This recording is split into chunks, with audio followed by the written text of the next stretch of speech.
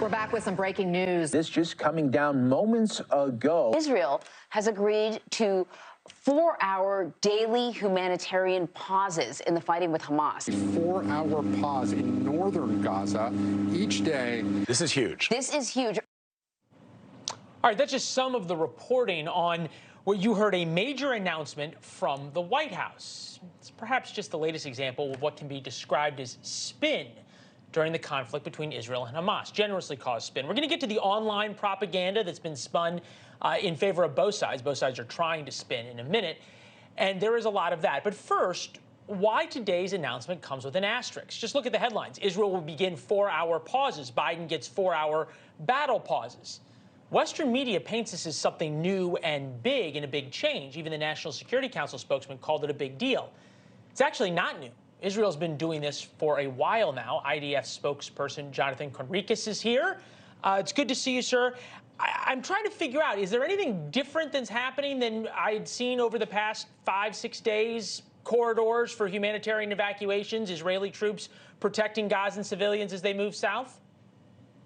Yeah, thank you for having me. What's happening is, there's reality on the ground. Reality on the ground is dictated by what the troops are doing and, of course, what the enemies are doing. What we are doing is, and we have been doing that for the last 5 days, is to allow Palestinian civilians in northern Gaza to evacuate towards the south.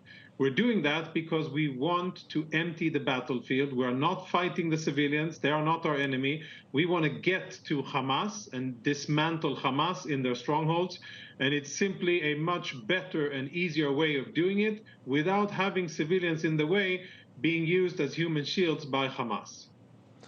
To that point, Colonel, about the human shields, we're watching, and we can see now there's some humanitarian trucks moving north. I know the IDF has searched those to make sure there's not weapons going in. We've seen the Israeli soldiers protecting the civilians moving south and Israeli tanks along that line. What are we to make of the reports that Hamas is still holding human shields? Does this mean there are no human shields left, or is Hamas still holding some people? They are unfortunately holding still, I would say, hundreds of thousands. We estimate that between 800 and 900,000 Palestinians have evacuated south, despite us asking, pleading with them for 2.5 weeks. 2.5 weeks, we've been telling them, move south, go to the south. There is food, water, there is access to medicine, and there's a humanitarian safe zone. All of that in the south. The only thing you have to do is walk a few miles. It's not crossing Wyoming. It is just walking about 5 miles, 5-6 miles from where they are to relative safety in the south. And that's the thing to do. Look, the Gaza Strip's a small place. I've been there myself, small but densely populated. Ground truth inside the Gaza Strip, we saw the video come out of the watch party of the Hamas videos and clips of Hamas that were being played by Hamas for folks in the Gaza Strip, which sort of flies in the face of the idea that there's massive power outages inside Gaza, or that there's a limit of internet, because all of these seem to be able to be getting out just fine. Things have changed a little bit since my time, 2010 to 2014, in terms of how aggressive the IDF is being, not just in you all talking, but in the amount that you all are putting out of information. There's an irony, right, of the IDF putting out video of aid trucks moving in, insofar as part of the war you all are fighting is an information one, is it not? That is true. And, you spoke about reports from the White House. Everybody is basing their decision-making, not necessarily all of the time, on verified facts on the ground presented by reliable sources, but a lot of it is based on unverified reports in the media.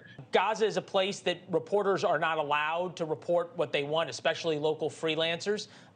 They report what Hamas tells them to report to Reuters, CNN, Associated Press. There's a report that some freelancers may have gotten a tip off to the October 7th attacks. That's all sort of in dispute right now. What I'm curious is, when you see your reporting and the stories that Israel puts out, and then the sort of same validity given to information coming from Hamas in American media. What do you make of that? Yeah, first and foremost, we are careful with claiming anything about what journalists are doing in Gaza. And at this stage, we are not saying that they were participants or that they had a tip-off or anything like that. We want to be clear about that. And we continue to respect the security and the safety of journalists in Gaza. Full stop. Second thing is that, they report what Hamas allows them to report, and if they don't report correctly according to the Hamas message page, then they face consequences, they and their family. They are compromised. Palestinian stringers are compromised in Gaza, and they are under tremendous pressure by Hamas. They're not necessarily bad people. They're under tremendous pressure by Hamas, and they can only report what's okay with Hamas. Thanks for watching. Go to joinnn.com to find NewsNation on your television provider. And don't forget to click the red subscribe button below to get more of NewsNation's fact-driven, unbiased coverage.